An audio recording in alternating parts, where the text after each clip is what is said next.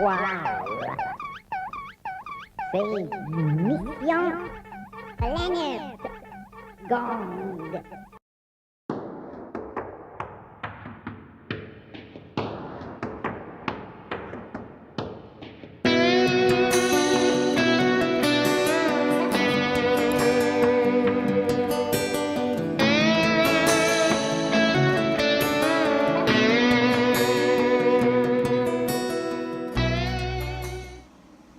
Hello there, YouTube.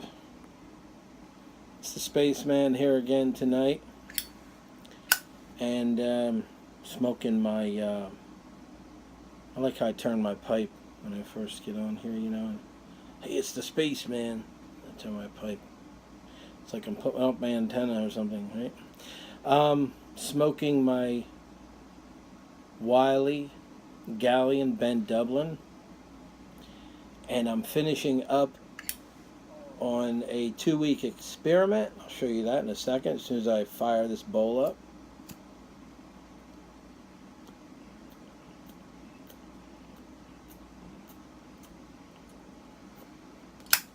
Smoking a good English blend. That would be Nightcap. Dunhill product tobacco, pipe tobacco from Dunhill. And what I did was, 2 weeks ago, I opened the new tin, smoked a bowl, and I took the rest, put it in a mason jar, shook it up, hand tightened the jar lid, let it sit for 2 weeks. Went back again.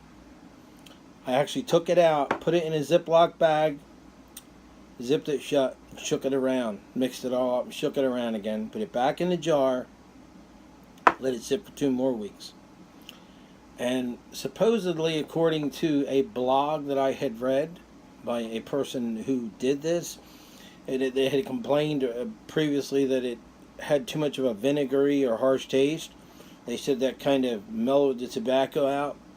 So now the tobacco, I noticed when I first lit this bowl at the top, it was kind of a little bit harsh and vinegary, but I noticed when it got down to like halfway, I noticed now it has a really creamy, like kind of English taste to it. So did it work? Yeah, I think it did work. I think it's a good idea. Nightcap is an awesome blend. Hence I have a couple of extra tins of this closed and sealed. I will save for aging along with this. I'm going to let that age for a little while with hand tightening only, and then later I might go back and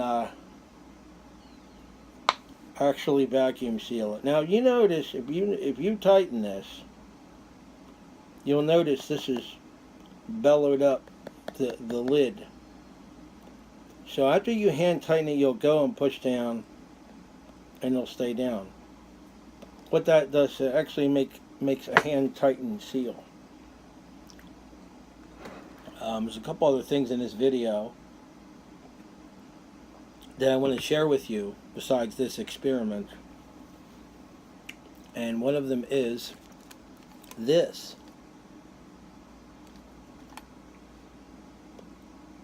I found this in the bottom of my drawer where I keep a lot of my pipe supplies. This is actually a camera from the early 1900s made by Eastman Kodak Company.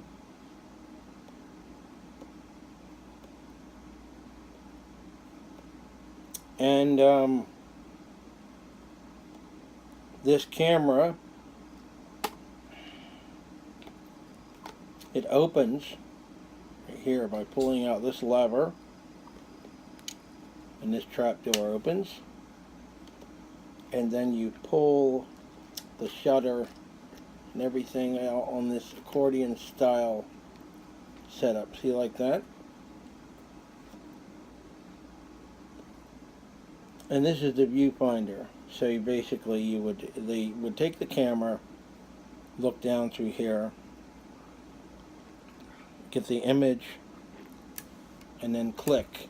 And that's how they took the picture. This used number 120 film. The patent year on this is 1910.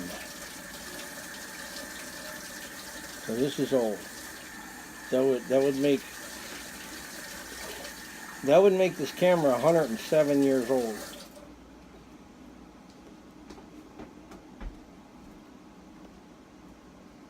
So this camera, anyway, I inherited from my grandmother. So she once used this to take her photographs with back in the, I guess the early 1900s. I don't think she, well, couldn't have been, it was 1910, so it had to be after 1910. She was born in 1895, my grandmother, and she's long since passed on. But it has adjustments, like right here. It has a little lever. I don't know what that's for. Maybe that's for the exposure.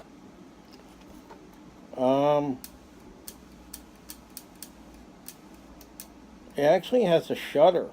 When you pull down, see that? The aperture opens, closes, see? It's kind of broken. It doesn't really... Let me put this pipe down for a minute. It's not in really, working order. So I imagine if you did put film in it, I don't... Maybe you could get it working. Maybe you could take some pictures. Maybe you couldn't. But the shutter is a Hawkeye shutter. If you look there, Hawkeye shutter. Anyway,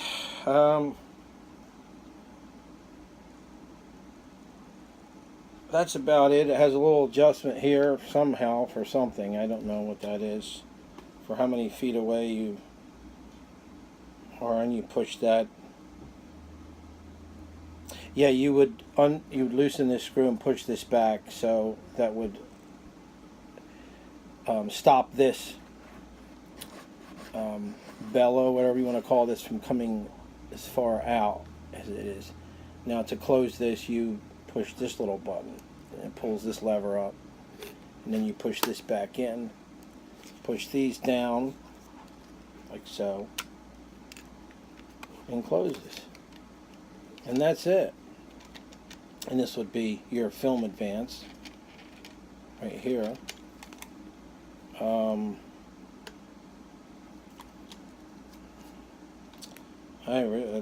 The way you would load the film would be by taking this piece out, by using this, moving this lever over, and then this whole piece comes out like so. See?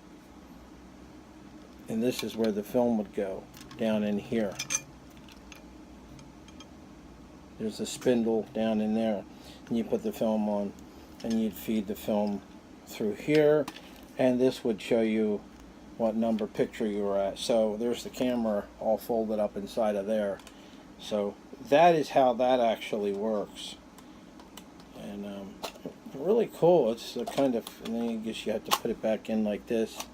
It's beveled and snaps back.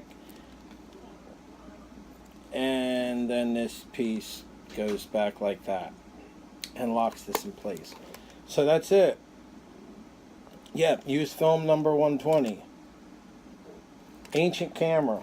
Very interesting. Don't know if it's worth anything, but I just thought I would show you that. And that's it.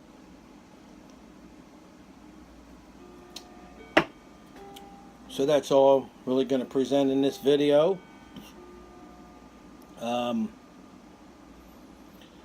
I was reading my Bible earlier tonight, and I came upon a Proverbs that spoke of talking and how powerful it is to converse with our loved ones and friends. I can't remember the exact scripture. It's on my phone, and I'm actually doing the video with my phone, my iPhone 7. So I'm kind of technologically disabled right now from reading that. I guess I should have wrote it down. I've been filming all my videos, incidentally, with my iPhone 7.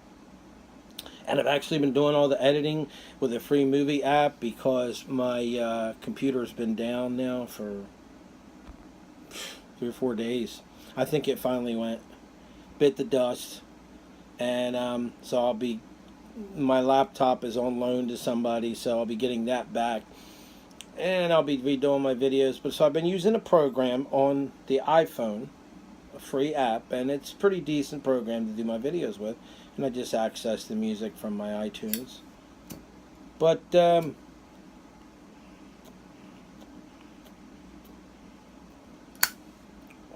I will be visiting Edwards Pipe and Tobacco tomorrow in Tampa for their Peterson Pipe event. I'm just visiting, just to talk to the guy from Peterson and look at some pipes. Unfortunately, I'm counting change this month, so I don't have any money to buy any pipes. And people would say, well, why are you going if you don't have money to buy pipes? Look, I've got plenty of pipes. I don't really need to buy pipes right now. So I'm still going to go. I still want to see the pipes the guy's going to present. Maybe he'll have some new pipes for, that'll be coming out. I don't know. And I'm going to check that out.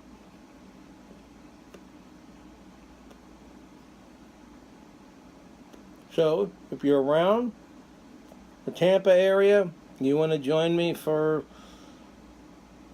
a relaxing chat and smoke your pipe, I'll be there. It's up to you.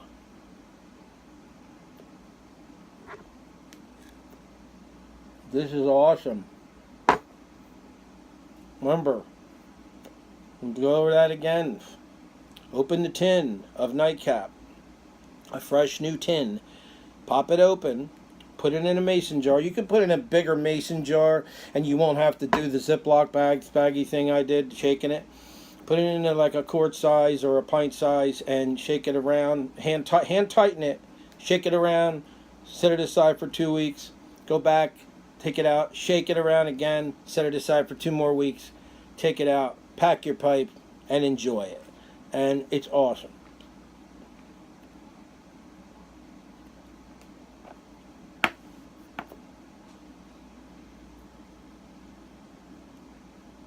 And I hope all of you fellow pipe smokers out there are doing well.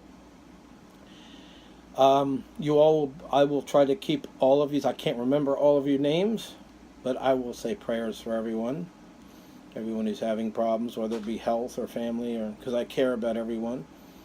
And I wanted to give a shout out to Holy Smoking Pipe Padre. I think his name is Holy Smoking Pipe Padre. I watched your video. If you're watching, I watched your video. You're speaking about going on a plant-based diet, and that was a nice haul of tobacco there you got sent to you, and a beautiful pipe. I watched your whole video last night, so good luck to you, and keep you in my prayers. Please try to keep me in your prayers too. With that being said, I'm going to fly out of here. This has been an edition of Pipe Dreams. I'm Spaceman, your host. Join me on the next Pipe Dreams or Tobacco Yabo or Pipe and Chat, whatever it may be. And I shall see you then. Cheers. One day in the year of the fox came a time remembered well, when the strong young man sign of the rising sun, heard the twinkling of the great black bell. One day in the year of the fox, the bell began to ring. Bonsoir. C'est Mission Planète Gang.